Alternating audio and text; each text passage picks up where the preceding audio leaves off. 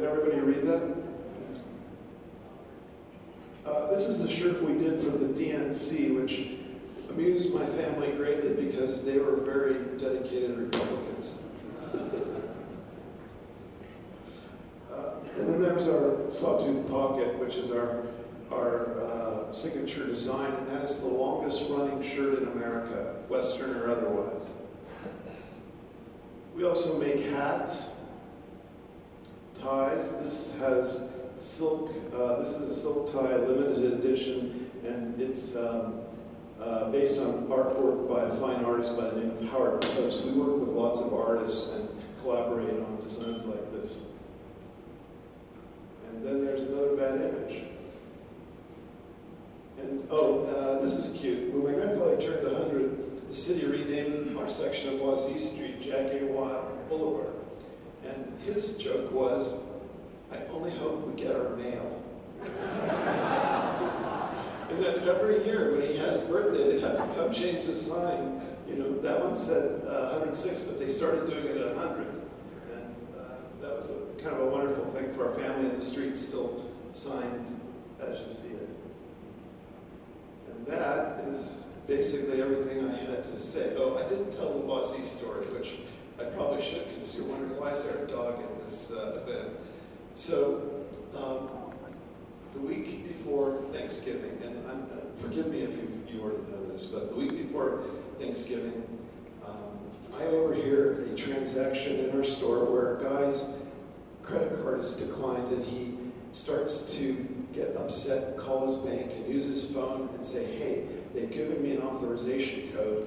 It's all right. I want to make this purchase. So I basically step in when I overhear this, and I say, oh, I'm so sorry, we can't use your code, but give me the card. Take the card. He gets very antsy. I start to call the bank and ask them, and I'm on hold for 15 minutes with the stupid bank. Well, he gets fed up. Oh, and there's a lot more to it, but he leaves in a huff. And then I said, hey, I'm glad we didn't do that. Well, my office staff say, bad news. On Sunday, there was a group of 4 people, and they had the same thing happen, and they took $1,500 in boots and shirts and belts and things, and they're gone. And I said, I can't believe this. How could we allow this to happen?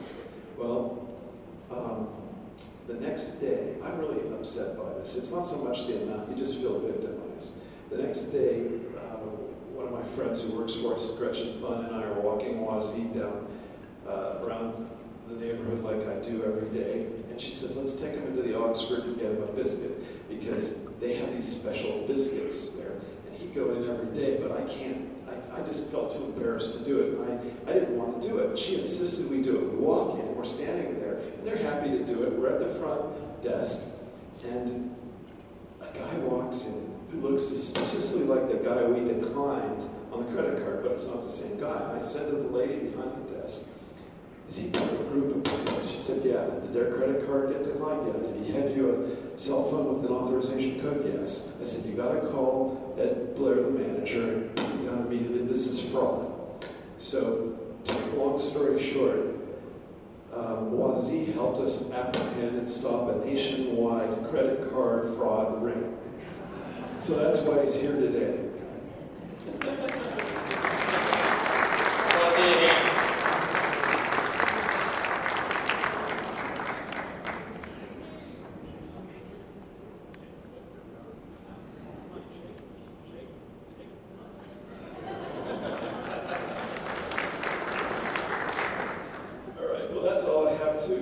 Say, and if there's some questions, why don't you ask me?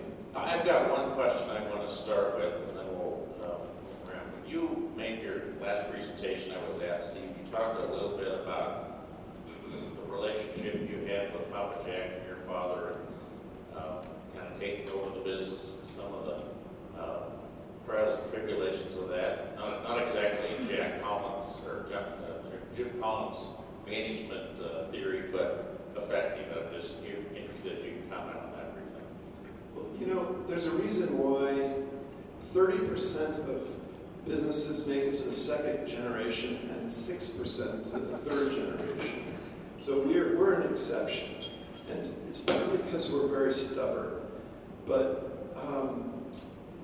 you have a myriad of factors that make family businesses completely different from conventional companies. And the first one that is totally the number one thing that needs to happen for a family to make that succession to the next generation is for the first generation to want it to happen.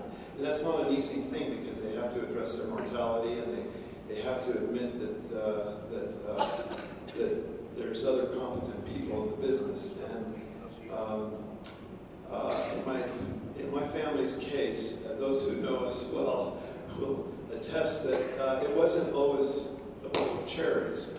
However, there were some very special things about it, and I think we all loved working together. In fact, my father worked with his father for 51 years, and I worked with the two of them for 27 years. And when my father was being interviewed once by CBS Evening News, they said, "When are you going to retire?" And he said, "How the hell can I retire if my father won't?"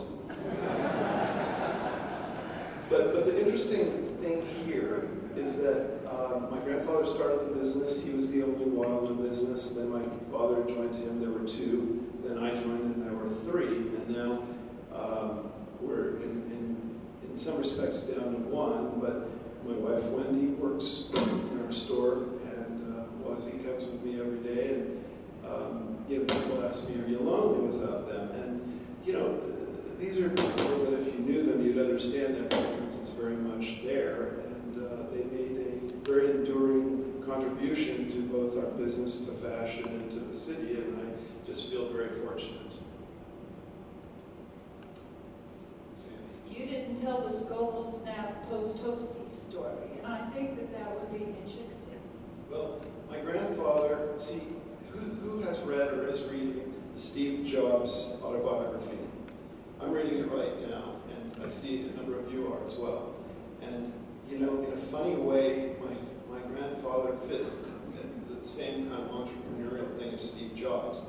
And my grandfather was an extremely independent thinking. He had a good idea, and he wasn't going to let anybody stand in his way to develop it. And so he goes to New York in the early 40s, and he talks to Scoville, who is making snaps for baby garments and gloves, and he says, "I want to use these on shirts." And he said, "I'm sorry, that's a misapplication, and we're not going to sell them to you." So he gets very irate and says, "I want to talk to your boss." And he raises his voice very loudly, and this does not go too well in the sedate East Coast. And finally somebody comes out, and he says to him, "God damn it, if I want to eat them as post toasties, that's my business." So to make a long story short, we put them in the shirt and snap business, and we still use their snaps today. This is probably a softball, Steve, but can you give us your thoughts on the possible relocation of National Western Stock Show? Well, I don't know if we have time for that, Steve. It's a funny story because it wasn't that long ago that people were saying to me, "It looks like they're going to move," and we were up in arms. We were simply appalled by the idea that Denver could lose yet one more institution. You talk about CU Med Center, you talk about Children's Hospital. These are things that should have never been allowed to leave our city, and this is one very important part of the fabric of the life in Denver. And I felt extremely offended by the idea that not only did they want to leave, they wanted us to pay for it. So the politicians are a little slow in getting to the right answer. I mean, this is just obvious to me and intuitive. How it could take them months of studies and all this to figure out what we already knew is beyond me. But this is what the process is in this kind of environment. So finally, and I have to give John Hickenlooper credit. He said it's never going to happen. There's no money for it to happen. And he told me this last summer, but I wasn't hearing this from anybody in city council or in the mayor's office. And in fact, I was